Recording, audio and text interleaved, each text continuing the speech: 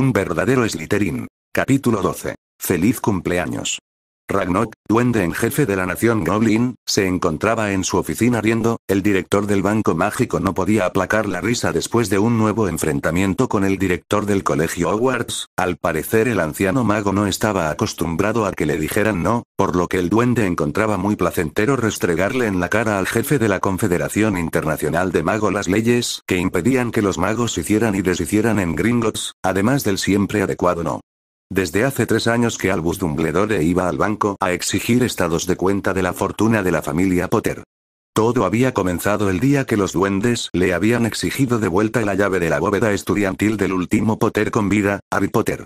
El jefe de Wizengamot se había negado a devolver la llave, por lo que los duendes enviaron cartas al ministro de magia en persona. Como era de esperar, el ministro Fudge solo intentó aplacar a los duendes de un comportamiento inapropiado. Los duendes enojados contraatacaron enviando cartas a cada diario del planeta explicando la ilegalidad de las acciones del jefe de la Confederación Internacional de Brujos y cabeza del Wizengamot inglés Albus Dumbledore, además de la corrupción del ministerio de Cornelius Fudge, los cuales habían intentado mantener aquellas acciones ilegales en las sombras. Como era de esperar, la comunidad inglesa se sentó en los laureles. Sin embargo, la comunidad internacional atacó fuertemente a los involucrados.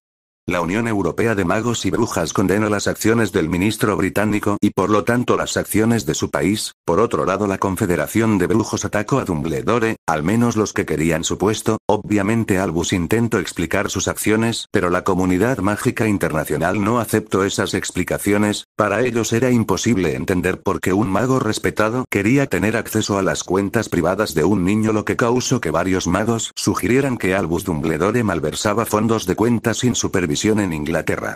La noticia parecía convertirse rápidamente en una tormenta arrolladora contra la imagen del gentil mago blanco, por lo que Dumbledore no tuvo más remedio que regresar la llave de Harry al banco y renunciar a cualquier tipo de control sobre las finanzas del muchacho. Obviamente Dumbledore intentó varias veces conseguir formas de tener control sobre el oro de los Potter, aunque ninguna de sus fórmulas tuvo éxito. Primero intentó conseguir las copias del contrato que supuestamente había firmado Petunia Dursley, los cuales el banco se negó a entregar. Después intentó acusar al banco de esconder información privilegiada sobre las cuentas Potter. Sin embargo, el banco solo entregó los estados de cuenta de la bóveda estudiantil, los cuales mostraba un retiro significativo de oro. Dumbledore intentó acusar a los duendes de robar el oro de Harry. Sin embargo, esto no sucedió porque los duendes tenían como prueba un pergamino de sangre que aseguraba que el mismo dueño de la bóveda había hecho aquel retiro extraordinario meses después. Dumbledore intentó obtener una orden a través de Wizengamot para controlar las cuentas de Harry, argumentando la seguridad nacional. Sin embargo, no logró convencer en realidad él no tenía ninguna prueba para hacer ese tipo de acusaciones.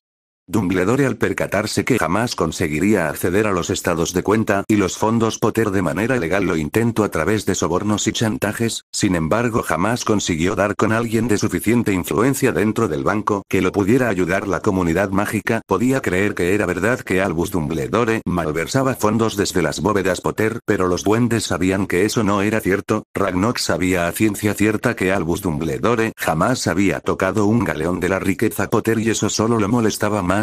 Él no lograba entender la obsesión casi insana con el dinero del joven Harry y sabía que jamás lo sabría porque Albus Dumbledore no compartía sus secretos. Quizás si Dumbledore hubiera confiado en el director del banco, le podía haber facilitado toda la información de buena fe, pero Albus no confiaba en nadie, en nada ni nadie. Ragnok reía entre dientes cuando se oyó un golpeteo en la puerta. Gornuk entraba a la oficina con una gran sonrisa en el rostro y un par de papeles en la mano. Sin esperar alguna indicación, el viejo duende entregó. ¿Qué es esto?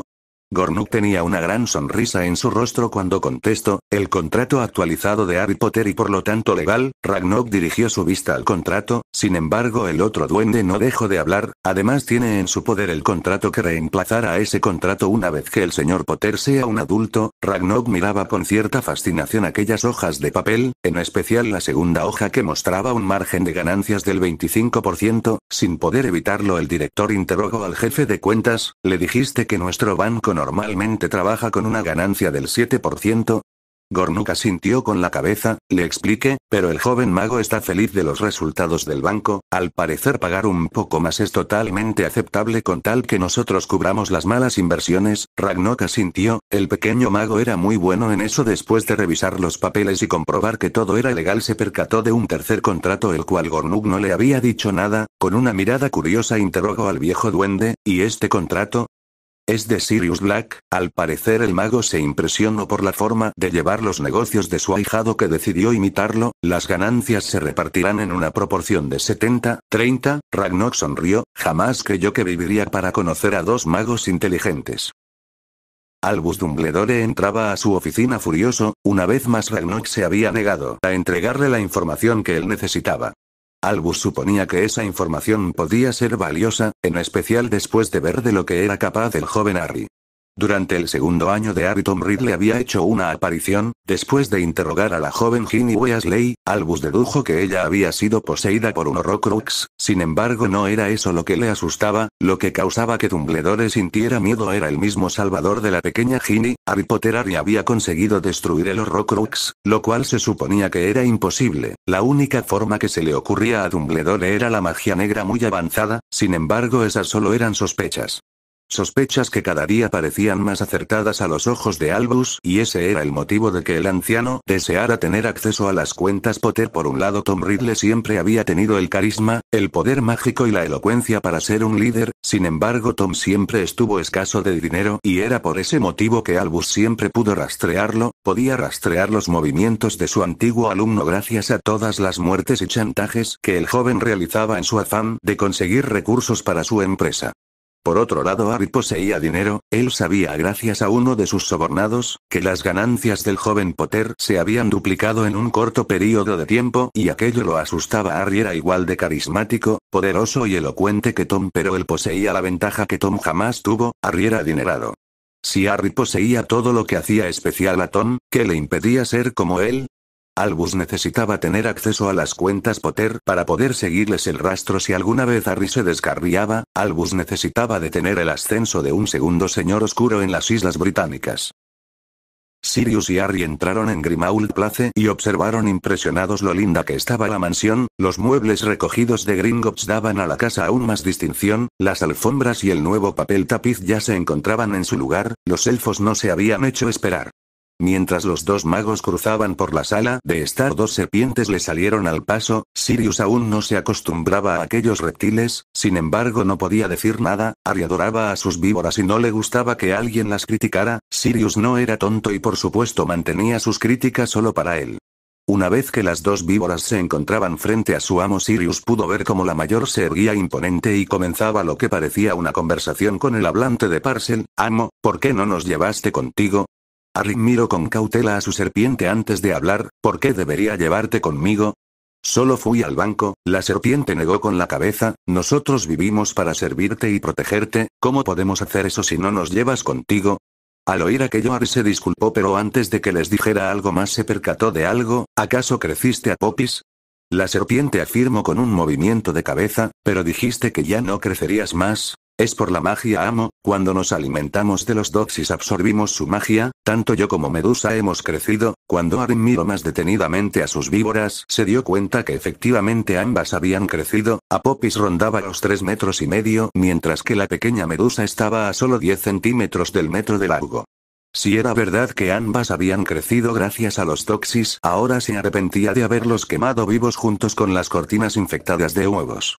Luego de tranquilizar a sus reptiles, Harry partió rumbo a la cocina. Después de comer algo y felicitar a sus elfos por el trabajo bien hecho, Harry fue a la biblioteca. Aún debía terminar el libro de Kuznetsov antes de leer los que traía del banco de magos. Una vez que entró a la biblioteca, se encontró con que Sirius estaba durmiendo en uno de los sillones. El muchacho suspiró. Debía encontrarle algún trabajo a su padrino antes de que lo sacara de quicio. Mientras Harry leía un pequeño libro, le llamó la atención. El libro se encontraba sobre la estantería a unos 2,30 metros o 2,40 metros de altura, y resaltaba un poco porque estaba fuera de lugar. Él no recordaba haberlo sacado y estaba seguro que Sirius jamás lo había leído. El libro parecía que hubiese sido abandonado hace años en ese lugar por la cantidad de polvo acumulado sobre él.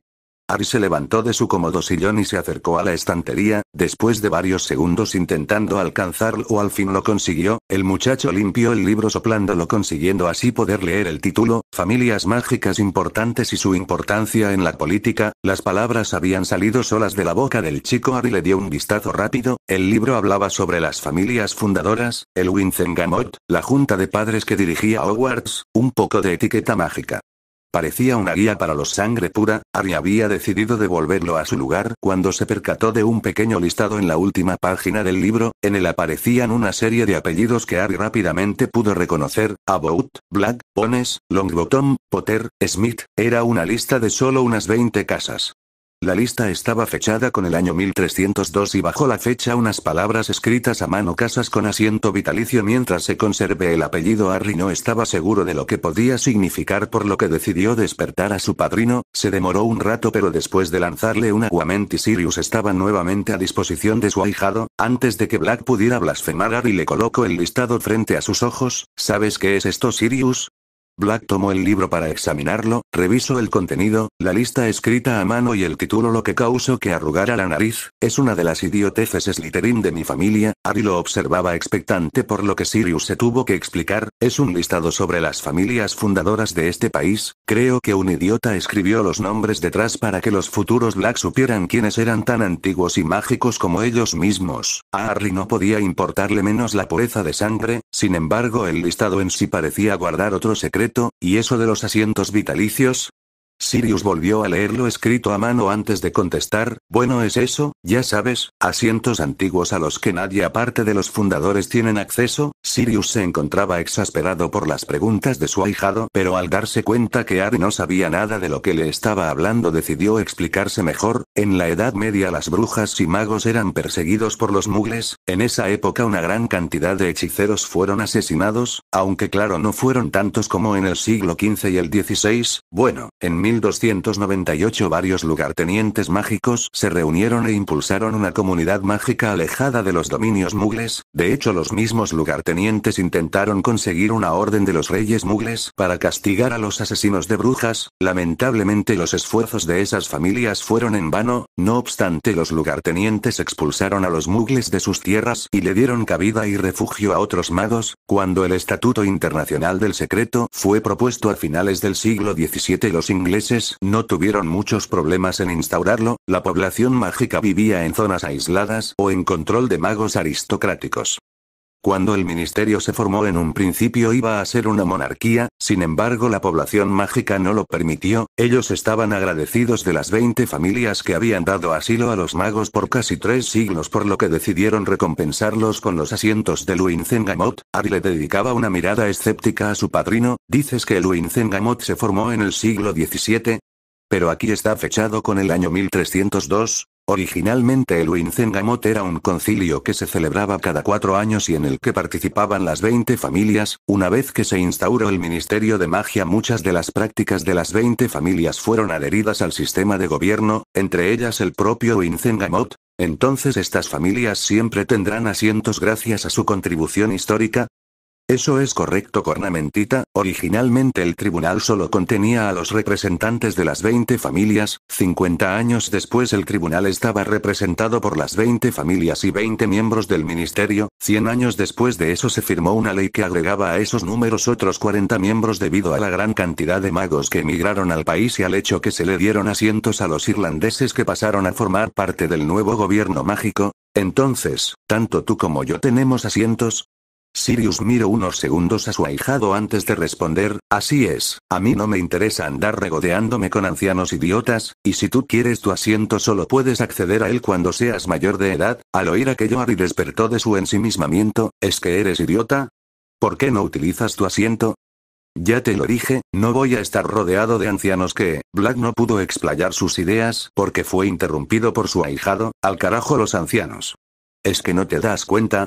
Estoy seguro que Voldemort tenía espías en el tribunal. Si nosotros no estamos ahí para impedir que Voldemort haga sus movimientos, nadie lo detendrá. Recuerdo que Dumbledore dijo algo como eso la última vez, de hecho se lo dijo a tu padre, y ahora yo te lo digo a ti, Sirius. Necesito que formes parte de Luinzengamot, necesito que nos proveas de inteligencia, tenemos que estar un paso delante de nuestros enemigos. Black buzó ante aquel pedido, no podemos hacerlo simplemente cuando la guerra estalle. Antes de responder, Harry negó con la cabeza, tenemos que formar inteligencia antes de que la guerra estalle. Si Voldemort tiene un espía en el Luinzengamot, este tiene más de una década de información, tenemos que contrarrestar eso. Las palabras de Harry eran completamente neutrales, como si estuviera hablando consigo mismo. Sirius Black mantuvo su vista en su ahijado, planes de guerra y venganza se reflejaban en su joven rostro. Black intentó disuadirlo de ellos, sabes que Dumbledore se encuentra en el tribunal, ¿cierto? Ya pasó el tiempo del anciano, ha tenido 13 años de paz para cambiar las leyes e impedir el ascenso de Voldemort nuevamente, sin embargo todo sigue igual, no puedes cambiar el mundo en tan poco tiempo. No lo defiendas, Sirius. Además, Voldemort consiguió inclinar a su favor la balanza del poder en solo 12 años, si Dumbledore hubiese querido podría haber mermado la ideología de ese loco. Sin embargo, el anciano se durmió en los laureles, ni siquiera nos ha preparado para luchar. Si no fuera por mi obsesión con Voldemort, y el hecho que descubrí la cámara de Slytherin, ya estaría muerto, no sobreviviría a mi primera batalla y lo sabes. El mayor de los morenos miró varios segundos a los ojos de su pupilo antes de hablar. De acuerdo, Harry, me uniré al tribunal.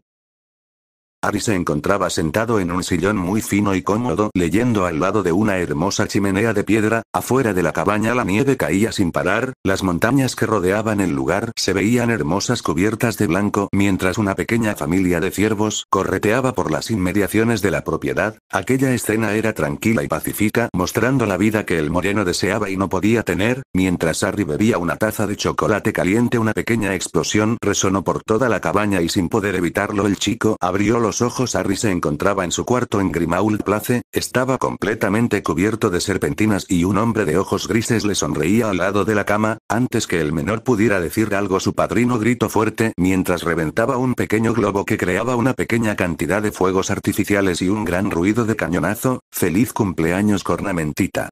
El ruido era horrible, el chico se llevó las manos hacia sus oídos intentando reducir los decibeles percibidos. Sin lugar a dudas había tenido despertares más tranquilos, pensó el chico, sin embargo no pudo evitar sonreír porque nunca había tenido un despertar mejor por su cumpleaños. Cuando Harry era pequeño jamás celebró su cumpleaños en la casa de sus tíos, casi siempre Vernon y Petunia lo hacían trabajar como asno ese día para luego buscar una excusa para enviarlo a la cama temprano sin cenar. Tan acostumbrado estaba a ser tratado así que, cuando Petunia intentó celebrar su cumpleaños después de la muerte de Vernon, Harry simplemente se encerró en su habitación y se negó a bajar. Para el joven Potter su cumpleaños carecía de cualquier importancia, o al menos lo había sido hasta llegar a la mansión Black. Ahora Sirius Black, su padrino, se encontraba gritando y destruyendo aquellos extraños globos que generaban aún más ruido y luces. Harry jamás lo diría, pero le agradaba tener aquel escándalo en su alcoba, lo hacía sentir normal y a la vez especial. Después de aquel alboroto, Harry se cocina. Allí se encontraban esperándolo Remus y Hagrid con paquetes en sus manos y una gran sonrisa. Además habían una gran cantidad de presentes sobre la mesa, los cuales el moreno dedujo eran de parte de sus amigos de la escuela. Aquella mañana Harry rió de las payasadas de su padrino y de las historias que Hagrid y Remus le regalaron sobre sus padres cuando estaban en el colegio. Fue una mañana divertida y estimulante. Luego en la tarde Harry y Sirius pasearon por el callejón Diagon y el centro del Londres Mugle, visitaron el cine y comieron hamburguesas. Una vez que decidieron volver a Grimmauld Place, Harry encontró una hermosa librería en el camino. Luego de convencer a su padrino, Harry entró al lugar. Sirius no deseaba perder su tiempo rodeado de libros, por lo que entró en un bar frente a la librería y le dio órdenes al moreno de que lo fuera a buscarle. Una vez que se hartara de los libros, le dio a Harry una gran cantidad de libras esterlinas y le pidió que comprara solo libros útiles, además de que fuera una cantidad reducida los libros como se esperaba. Harry aceptó las condiciones y sin más entró en el lugar. La librería era inmensa, poseía 3 pisos, aunque el último era una cafetería, era ordenada y limpia con una gran cantidad de luz. A diferencia de las librerías de magos, Harry rápidamente buscó un par de temas interesantes que él creía podían servirle en su mundo. Un par de libros de ciencia ficción fueron resguardados. Harry creía que la Podía serle útil a la hora de desarrollar su magia de manera creativa. Unos cuantos libros de botánica también fueron incluidos. El chico creía que las plantas mugles podrían servir para crear nuevas pociones o reemplazar ingredientes mágicos en otras. También tomó un par de tomos históricos que reflejaban tácticas de guerra que él estaba seguro serían de un valor incalculable. Harry siguió revisando el lugar. Mientras revisaba un par de libros de fantasía oyó risas y réplicas. Al parecer un grupo de jóvenes se encontraban bromeando. Mientras el chico se encontraba enfrascado en su tarea, uno de los chicos del grupo se le acercó y sin provocación lo empujó con fuerza contra uno de los estantes. Harry se soltó del agarre del chico y le dedicó una mirada colérica. Sin embargo, el otro chico, que debía rondar los 18 años, no se asustó en lo más mínimo y repitiendo la acción anterior, volvió a atacar al moreno Potter sin vacilación. Esquivó el golpe y le devolvió uno propio al tipo en la nariz, fracturándola. Ante aquel ataque, los otros 3 chicos del grupo y 5 chicas, impresionados de la habilidad del niño, una vez que se recuperaron de la sorpresa, los 3 hombres los rodearon e hicieron crujir sus nudillos en un claro gesto de intimidación. Lamentablemente para ellos, a su víctima no parecía afectarle, por lo cual decidieron atacarlo verbalmente. Vaya,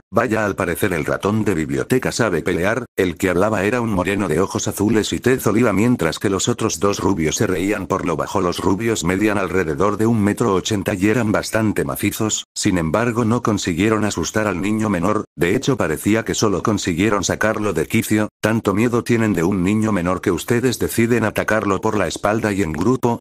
Los 3 se mantuvieron en silencio, por lo cual Harry prosiguió: ¿acaso esto es para impresionar a sus novias? Harry pudo ver en la cara de sus enemigos la aceptación a sus palabras, lo que consiguió molestar más al moreno. Patético. Sin esperar respuesta, Harry atacó a los chicos. El primero fue el rubio a su derecha, el cual cayó inconsciente una vez que Harry disparó un desmayos desde su puño. Una vez que este había tocado el torso del tipo, una demostración de magia sin varita, haciéndolo caer como un costal de papas. Sin tiempo que perder, Harry dirigió una patada al estómago del otro rubio, haciendo que este se doblara de dolor, y aprovechando ese intervalo de tiempo, Harry le dio con la rodilla en su fea nariz, causando que se hiciera aún más fea. El último era el idiota de tez oliva, el cual comenzó a suplicarle que se detuviera, lo cual fue un error puesto que Harry odiaba más a los cobardes que a los matones. El golpe del moreno fue dirigido directamente a la sien del sujeto, provocando que cayera inconsciente al piso. Una vez que todo terminó, Harry dirigió su atención a las chicas, las cuales le devolvieron la mirada asustadas. Solo una parecía no temerle al moreno. Sin embargo, a Harry no le importó y devolvió su atención a las estanterías. Una chica se puso a su lado y sin razón soltó al aire un "lo siento". Harry no entendía la actitud de la chica, por la cual la confrontó. ¿Y se puede saber qué lamentas? La mirada del chico no se había despejado de las estanterías. Sin embargo, la chica no se percató porque su propia mirada no se despegaba del piso. Fue mi culpa que aquellos matones te atacaran. Al oír aquello, Harry por primera vez dirigió la mirada a la chica. La muchacha parecía rondar los 14 o 15 años de edad, la cual era solo unos centímetros más baja que él. Él medía 1,70 m, tenía el pelo castaño oscuro y unos ojos color miel. Su piel era blanca como la leche y su mirada, aunque avergonzada, era fuerte y decidida. La chica iba vestida con una falda de color verde y una camiseta de color rojo sobre la cual llevaba una chaqueta de mezclilla azul. Algo estrafalario, pensó Harry, aunque si era sincero, el conjunto en general la hacía ver muy bonita. Sin esperar, Harry de inmediato interrogó a la chica: ¿y se puede saber por qué es tu culpa? Ellos estaban intentando ligar con nosotras, bueno, conmigo y mis primas. A ellas les pareció genial que unos tipos mayores nos coquetearan, pero yo no. El caso es que el primero que te atacó me pidió salir a tomar un café y ver una película conmigo, pero yo me negué. Quizás en mis palabras le dije que preferiría salir con cualquiera en esta librería que con él, y quizás él interpretó mis palabras en que preferiría salir contigo antes de con él. La chica se sonrojó por completo con sus últimas palabras, aunque claro, Harry no se dio cuenta. ¿Y por qué ese sujeto llegó a aquella conclusión?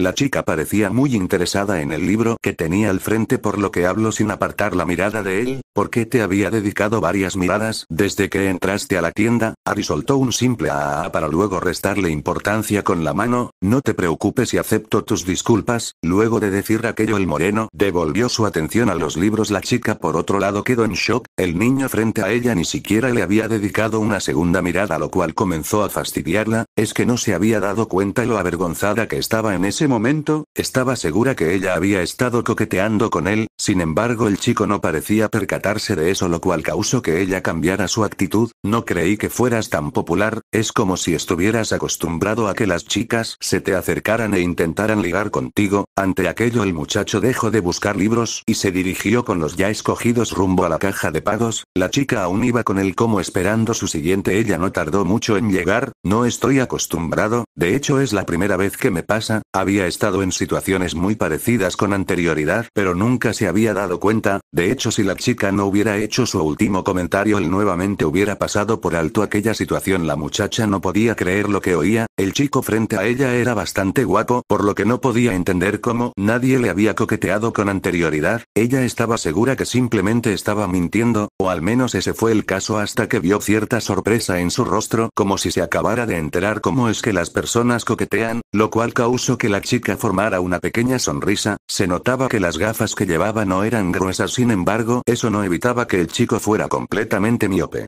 Antes de que el chico pagara sus libros, ella hizo su movimiento. Hay una cafetería en el tercer piso, ¿deseas acompañarme? Ella vio con sorpresa cómo el chico se encogía de hombros y simplemente aceptó. Resultó ser una primera cita bastante divertida. Harry, que era el nombre del chico, resultó ser bastante cómico, además de inteligente y guapo. Varias veces consiguió hacerla reír a carcajadas. Por otro lado, Samantha resultó ser muy inteligente, además de distinguida. Parecía ser de la realeza o algo así, pensó Harry, aunque también era divertida y llena de vida.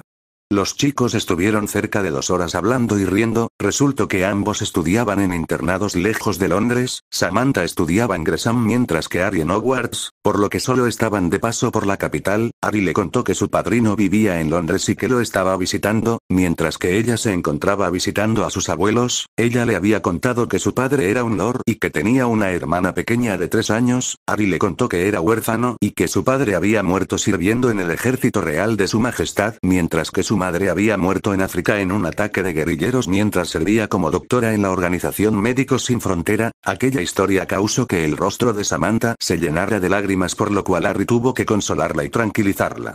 Ambos chicos estuvieron intentando conocerse lo más posible durante ese pequeño periodo de tiempo, aunque como era de suponer la noche los había alcanzado. Harry vio con diversión cómo el grupo de chicas que había conocido con anterioridad apareció en escena y comenzaron a cuestionar a Samantha para que se fueran a casa. Las chicas hicieron todo lo posible para evitar al moreno, aunque cuando este se paró consiguió que todas retrocedieran asustadas, lo cual causó que se riera por lo bajo. Mientras caminaban fuera de la tienda, Samantha le pidió a Harry otra cita para el siguiente fin de semana, el próximo sábado de hecho, lo cual sorprendió a Harry. Él no sabía que se encontraba en una cita, pero no quiso molestar a la muchacha, por lo que aceptó una película y luego improvisarían. Fue el plan propuesto por el moreno, el cual la chica no tuvo problemas en aceptar. Luego de un beso rápido en la mejilla cortesía de Samantha, ambos jóvenes se separaron con la promesa de encontrarse dentro de 6 días.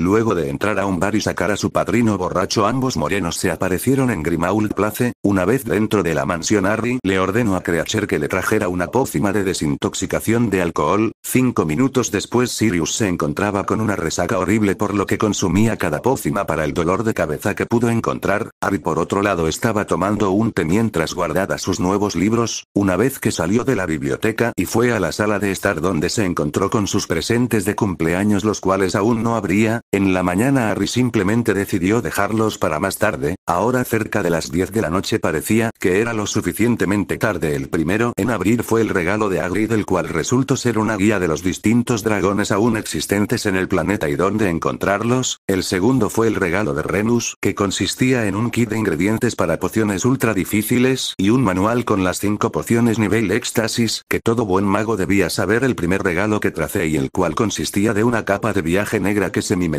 con el entorno. A continuación abrió el de Theodore, que era un libro histórico sobre las hazañas y males implementados por Heller Grindelwald. Hermione también le envió un libro histórico, solo que este era sobre el país vecino de Francia y sus contribuciones al mundo. Neville le regaló una extraña seta de interior que soltaba al aire un aroma exquisito y que, para sorpresa de Harry, tenía una boca en la base del tronco, por lo que se deducía era carnívora. Harry la encontró hermosa y escalofriante al mismo tiempo. Luna le envió un libro de cocina, lo que causó que el el muchacho estallara en carcajadas, Blaise le envió una tarjeta de felicitaciones al igual que Susan Bones, Padma Patil y para sorpresa de él Ginebra Weasley, Dobby le regaló una caja de ranas de chocolate con lo cual quedaron dos regalos, uno era de parte de Astoria Greengrass y consistía de una pequeña serpiente de peluche, mientras que el último regalo resultó ser de Daphne Greengrass el cual era un pequeño péndulo de Newton cada vez que las esferas chocaban y que al parecer estaba conectado al estado de ánimo del propietario. Fue una sorpresa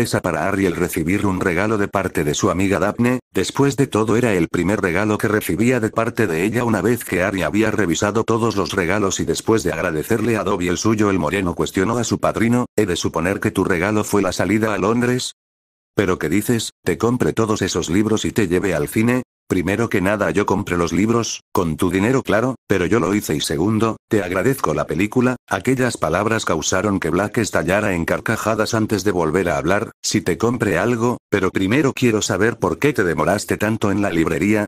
El joven Potter se sonrojó un poco antes de hablar, conocí a una chica, y tuvimos una cita en la cafetería de la librería. Sirius le dedicó una sonrisa traviesa antes de hablar, solo tú puedes conseguir citas en un lugar lleno de libros. Harry se abstuvo de contestar, no quería darle tema a su padrino, por lo que el mayor siguió hablando, te compré un libro. Dicho eso el hombre sacó de sus bolsillos un pequeño paquete sin envolver, tienes que saber que es muy peligroso y nadie, escúchame bien, nadie debe saber de su existencia porque está prohibido aquí en Inglaterra. Harry no pudo esperar más y tomó de las manos de su padrino el pequeño libro, sin embargo se llevó una sorpresa al ver que este estaba escrito a mano y poseía notas en los bordes y tachaduras sobre algunas ideas, más que un libro parecía ser un diario. Sirius se percató del disgusto de su ahijado por lo que decidió explicarse, es el diario de Edmund Farliner el primer maestro de fuego demoníaco registrado, quien a la vez era bisabuelo de Thomas Farliner. ¿Thomas Farliner? ¿El Thomas Farliner? Sirius afirmó con un movimiento de su cabeza, sí, el causante del gran incendio de Londres. Harry no podía creer lo que oía, creí que Farliner era panadero. Lo era, Thomas era el quinto hijo de la familia Farliner el cual resultó ser un esquí. Después de unos segundos de silencio el joven ahijado atacó con más preguntas, espera un segundo, si Thomas era un esquí ¿cómo pudo convocar el fuego demoníaco? Los Skib igual poseen magia, aunque no mucha tengo que agregar, sin embargo lo suficiente para convocar el dichoso fuego porque como tú bien sabes la convocación es bastante simple y se utiliza una cantidad escasa de magia. Harry estaba de acuerdo con aquella primicia, la magia negra era increíblemente poderosa y también fácil de convocar lo cual causaba aún más peligro. Sería distinto si la magia negra tuviera que estudiarse por años antes de poder utilizarla pero lamentablemente era lo contrario y ese era uno de los motivos por el cual los magos y brujas eran absorbidas por ella. Magos que se adentraban muy jóvenes eran rápidamente devorados por la oscuridad de sus propios corazones. Mientras Harry asimilaba las palabras de su padrino se percató de algo, los mugles consiguieron detener el fuego el tercer día. ¿Cómo es eso posible si era fuego demoníaco? Porque la familia Farliner tuvo que intervenir, aquella familia era experta en el uso de aquel maleficio. Los historiadores cuentan que desde temprana edad a los hijos se les enseñaba a convocar la magia del fuego y en toda Europa eran reconocidos como grandes hechiceros. Thomas por otro lado siempre estuvo relegado a las peores tareas por ser esquí. La leyenda cuenta que para acceder a las herencias de la familia había una cláusula que especificaba poder convocar y controlar el hechizo familiar. Entonces él convocó el fuego para poder recibir su herencia. Sirius asintió con un movimiento de cabeza. La historia nos dice que Thomas robó el diario secreto de Edmund y comenzó a practicar el hechizo a escondidas sin las medidas de contención necesarias y fue esa irresponsabilidad la que casi destruyó la capital de nuestro país. ¿Cómo fue que la familia logró detener el maleficio? Hay un hechizo de cancelación aunque se dice que no era efectivo. Los estudiosos concuerdan en que los Farliner usaron sus conocimientos maestros para transformar el fuego demoníaco en fuego normal, lo que posibilitó a los mugles poder detener el avance de las llamas. Pero Thomas Farliner fue declarado inocente, ¿no debieron castigarlo con la muerte o algo así? La familia era muy influyente en esos años y pidió, ya que su hijo vivía entre mugles, que fuera juzgado por los propios mugles. Los estudiosos dicen que gracias al soborno, chantaje, confundus y los obliviates se consiguió liberar de todo castigo al menor de los Farliner. Además hubo ciertos aspectos entre los mugles que hicieron aquella historia aún más creíble. Recuerdo haber leído eso en la escuela, la guerra con los holandeses y los ataques del Vaticano. Así es, los ingleses no mágicos prefirieron culpar a sus enemigos y así reforzar sus políticas. A Harry le costaba creer todo eso, pero ahí estaba Sirius contándole la verdad de uno de los peores sucesos ocurridos en la historia de Inglaterra. Harry ahora miraba el pequeño libro en sus manos con temor y adoración al mismo tiempo. Al parecer el método de Edmund era completamente eficaz a la hora de controlar aquella magia tan poderosa. Sin embargo, aún tenía una pregunta en su mente. ¿Dices que este libro está prohibido, Sirius? Su padrino asintió. El Alto Consejo de Luin-Zengamot decidió prohibir el estudio y la convocación del fuego demoníaco y por consiguiente destruyó toda evidencia que poseía la familia Farriner en un intento desesperado por destruir cual registro de lo sucedido. Lamentablemente los documentos que se encontraban fuera del país sobrevivieron al igual que los estudios autónomos de cientos de magos en el resto del mundo. La familia de Edmund emigró al continente llevando consigo parte de la documentación, entre ellos el diario. ¿Este es el diario original? Así es, la verdad es que es más fácil y barato conseguir las copias. Sin embargo, el diario de Edmund posee pensamientos a los márgenes los cuales ayudan en ciertos casos. Sirius suspiró. Ahora venía lo difícil. Tienes que comprender, Harry, que el diario no es una guía infalible, solo es una ayuda didáctica la cual en muchos casos logra excelentes resultados, pero como todo libro de ayuda hay casos en que solo dificulta el progreso, por lo que debes estar atento para detectar si el diario es efectivo o no. Harry sonrió abiertamente. Este sin duda era el mejor de los regalos de cumpleaños. Una semana de trabajo duro era el causante de que Sirius Black se levantara increíblemente tarde sin la sensación común conocida como resaca. El último Black bajaba por las escaleras bostezando y con la urgencia casi insana de tomar café. Si no fuera por el mocoso estaría de vacaciones, pensó el moreno, aunque también estaba feliz de poder serle útil a su ahijado. Una vez que el moreno llegó a la planta baja pudo oír un grito de debimos haber ido al mundial de parte de su pupilo. Esas palabras alegraron enormemente al mayor. Ahora tenía todo el derecho de restregarle en su cara lo que podía haber sido un fin de semana de película. Sirius se restregó los ojos, tomó aire y entró con paso firme y decidido a la cocina. En el lugar se encontraba Remus tomando una taza de té y su ahijado leyendo el periódico mágico con el ceño fruncido. Esa imagen consiguió sacarle una sonrisa. No me gusta el Quidditch, una mierda, pensó el hombre. Ahora sí se podría vengar. Mirando a su ahijado, Sirius preguntó, ¿cuál fue el resultado final de los partidos? Te apuesto 50 galeons a que Irlanda ganó. Para sorpresa del mayor, el joven Potter le miró intrigado antes de preguntar, ¿de qué diablos hablas, Sirius? ¿Cómo de qué hablo? De los resultados de la final del mundial. Estoy seguro que es lo único que trae esta edición del Profeta. Sirius pudo detectar el movimiento de negación por parte de Remus mientras Harry le entregaba la copia del Profeta que tenía en sus manos. En cuanto Black leyó la portada, todo aliento se escapó de su cuerpo. Terror en la final del mundial de Quidditch. Bajo el título se podía ver la foto de la tristemente célebre marca tenebrosa, la calavera verde que poseía una serpiente por lengua. Sirius rápidamente dio vuelta a la página y se encontró con el artículo principal. Ayer por la noche, luego de terminado el partido entre Bulgaria e Irlanda, el cual ganó Irlanda, se pudo apreciar la infame marca oscura relacionada con el mago conocido como ustedes saben y su organización criminal comúnmente conocida como los Mortífagos. Cerca de las 23 horas un grupo de alrededor de 20 magos causó el caos cuando decidieron atacar a los espectadores del mundial. Los magos en cuestión llevaban las máscaras y túnicas que se relacionaban con la organización criminal de los Mortífagos. El caos secuestraron a la familia Muggle dueña de los terrenos y la torturaron. Estos individuos además atacaron a familias inocentes con hechizos, incendio y la horrible maldición asesina. Varios valientes entre el grupo de espectadores salieron a hacerles frente a estos criminales. Sin embargo, no pudieron hacer nada contra expertos en la magia oscura. Una hora después de comenzar los ataques, un mago no identificado convocó la temible marca tenebrosa sobre el estadio de Quidditch, produciendo aún más caos. No obstante, esta marca consiguió detener el avance de los magos oscuros. Según testigos, los conocidos mortífagos escaparon aterrorizados una vez vieron la marca de su antiguo amo. El ministerio aún no ha dado declaraciones al respecto, pero espero que cada una de las personas que fueron exoneradas de este cargo hace más de una década vuelvan a ser interrogados por este horrible suceso. Estoy seguro que la comunidad mágica de Inglaterra no quiere pasar por un infierno. Después, el artículo solo tenía opiniones del reportero sobre la incompetencia de los funcionarios públicos y la falta de acción de la comunidad mágica internacional.